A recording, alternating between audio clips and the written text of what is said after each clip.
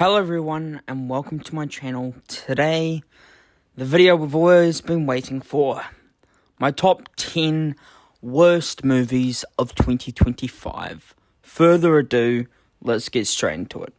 Starting off with some honorable mentions, we have The Old Guard 2. It was a shit sequel. I really enjoyed the first one, but this one just really fell flat. Mountainhead, to be honest, really can't remember much about this movie. All I remember was Steve Carell was in here. Fear Street Prom Queen. This is disappointing because I really enjoyed the Fear Street trilogy when it came out. I think it was it 2022 or 23? I can't remember exactly. And this movie was not great. Peter Pan Neverland Nightmare didn't really work well for me, unfortunately. These movies are real hit or miss. Ad Vitam, I think this was a foreign movie that released way back in January of 2025, so I can remember fucking nothing about this. That's how bad it really is. Anyway, let's get into my top 10. My number 10 is a movie called Woman in the Yard. Yeah, this movie is genuinely depressing. With spoilers in mind, the core idea revolves around the lead character spiraling towards suicide as she tries to cope with overwhelming trauma, the loss of her husband, and the impossible task of raising two kids while barely holding herself together. On paper, it's undeniably tragic, and there is a lot of sadness baked into this premise. That said, where the film ultimately goes completely lost, this film absolutely completely lost me. By the third act, I was honestly confused about what it was even trying to say. The shift in direction didn't feel earned, and instead of deepening the story, it left me with a bad taste by the end. It felt messy rather than challenging. I usually really like Danielle Deadwyler, but her performance didn't work for me here, and I don't think that's entirely on her. The script does her no favors, and it feels like it undercuts what could have been a much more stronger, more focused portrayal. It's a tough watch, not just because it's heavy, but because it never fully comes together in a satisfying way. My number 9 for me is the movie called The Electric State. The Electric State was a massive miss, and honestly disappointing to see it turn out the way.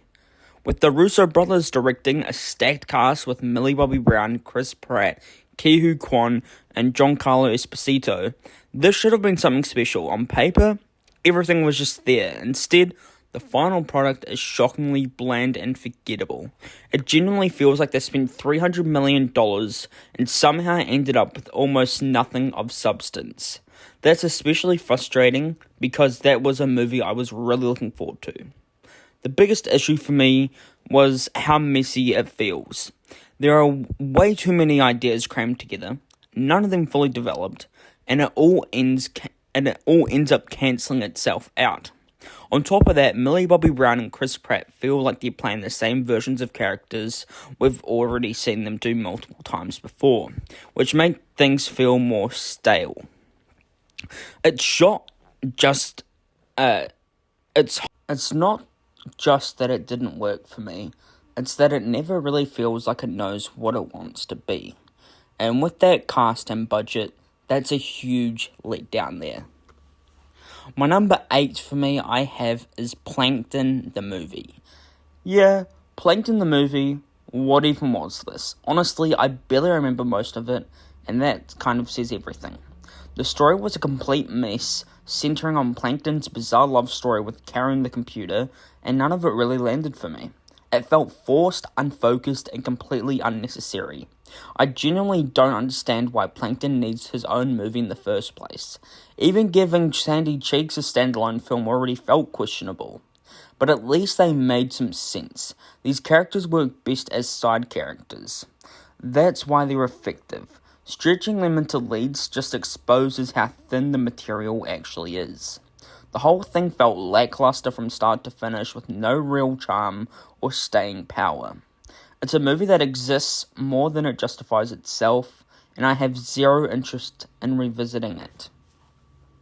Yeah, this movie, not a great movie. I hope no one sees this because, it's definitely going to be for the kids, but it's not a movie for me.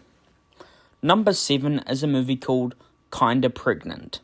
Kinda Pregnant is just a mess of a movie. I didn't have much hope going in, and unfortunately turned out to be exactly what I expected. A largely unfunny waste of time. The story is dry, poorly executed, and never really finds a rhythm. If there's one thing that almost works, it's Will Forte's character. He was genuinely the one presence that kept me slightly engaged, and I found his role somewhat interesting, but that's about where the positives end. The premise itself, Amy Schumer pretending to be pregnant, feels thin from the start, and the movie never does anything clever or meaningful with it.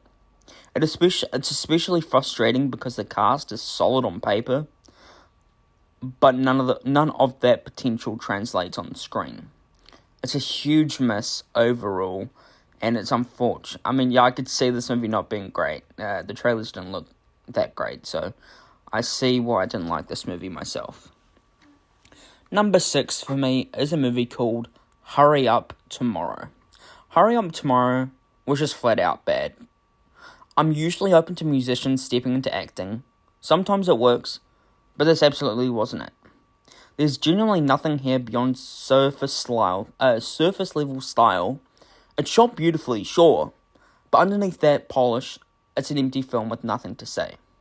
What makes it even more frustrating is the cast: Jenna Ortega, Barry Keoghan, and then The Weeknd.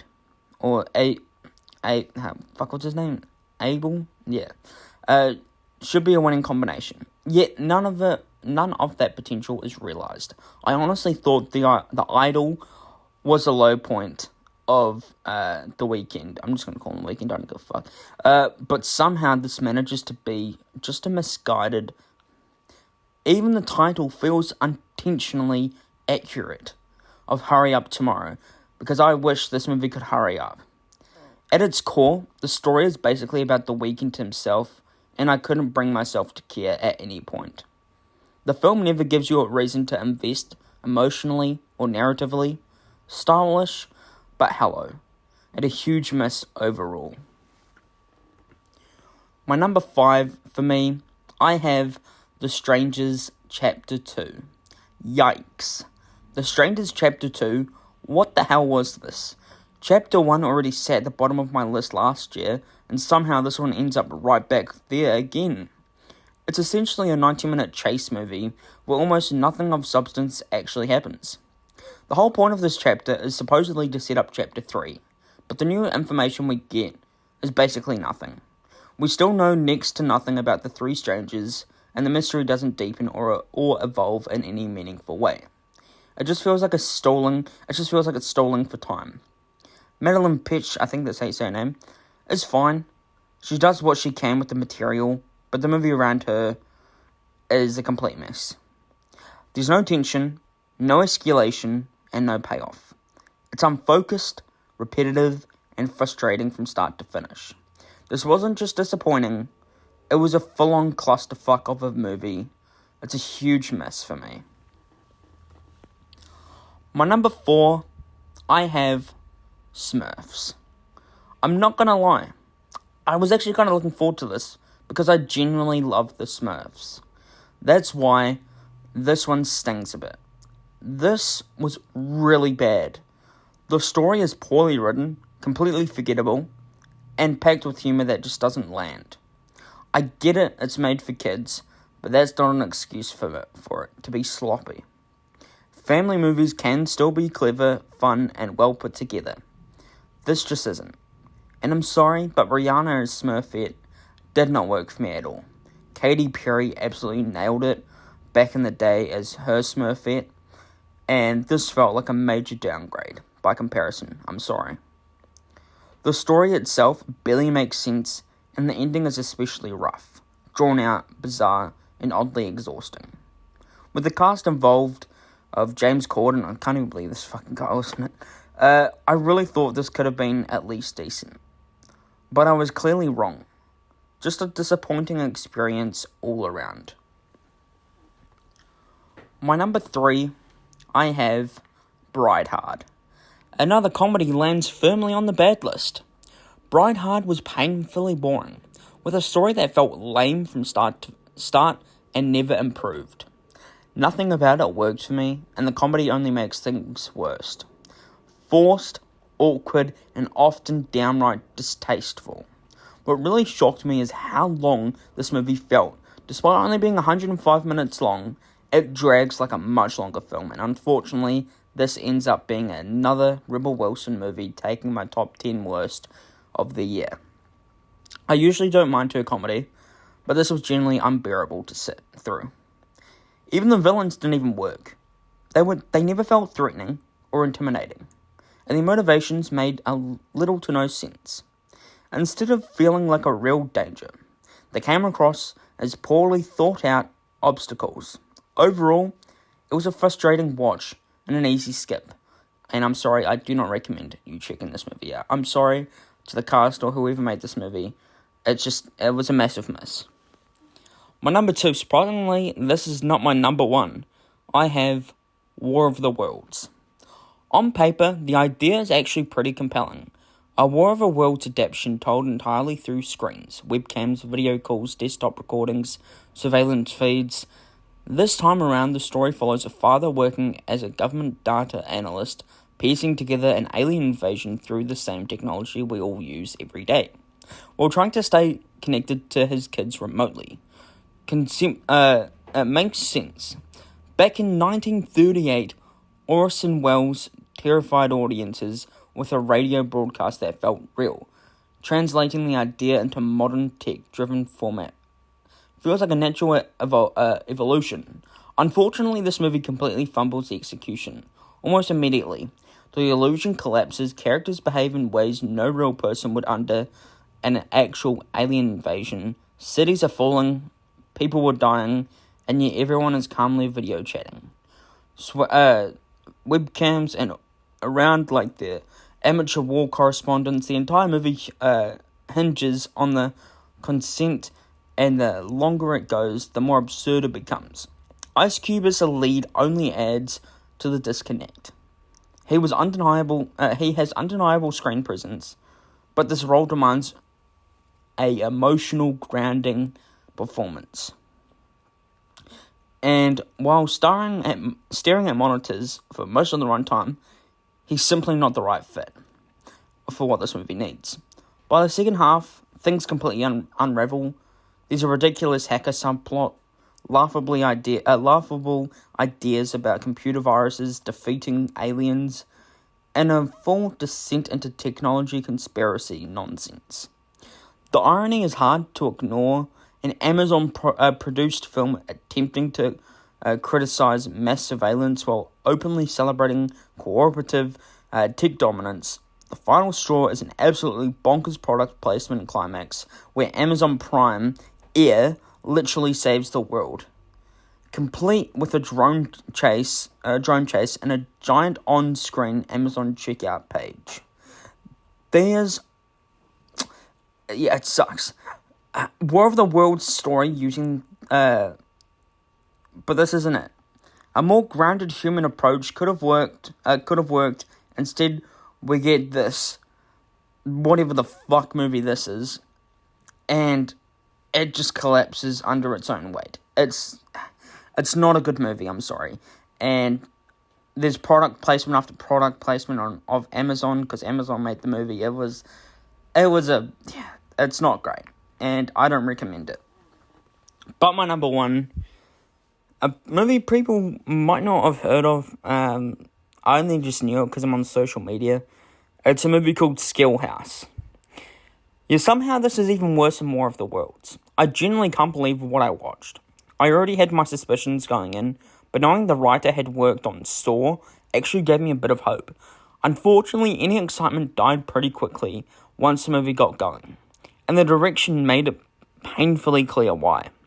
If you don't know, the director is Josh Stolberg, the same guy behind the Hungover Games, yes, that parody movie, and honestly, that explains a lot. The premise itself isn't even terrible.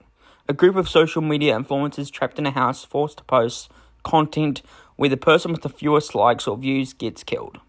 On paper, they could have worked. In execution, absolute disaster. The cast is unbearable. Bryce Hall as a lead was especially grating, and the rest of the influences aren't much better. Instead of feeling tense or satirical, it just becomes annoying and exhausting. The movie finds the right tone, and never finds the right tone, and the third act completely falls apart. The ending is baffling, makes zero sense, and left me genuinely angry. And then, somehow, they got 50 Cent in this. For what? He adds nothing. It feels like a stunt casting for the sake of it. And it doesn't help the movie in its slightest.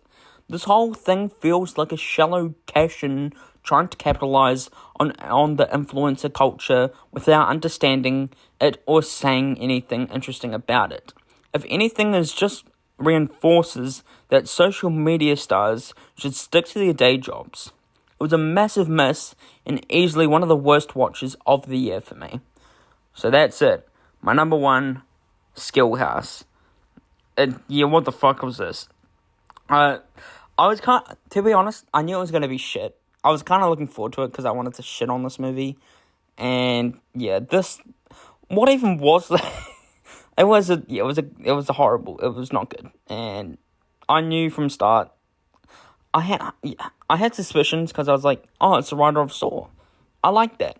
And then I was like, to be honest, the kills weren't too bad. The kills weren't bad. But the movie overall was just fucking terrible. And that's it. Thank you for watching me rank my top 10 worst movies of 2025. I hope you enjoyed it. Please subscribe to my channel.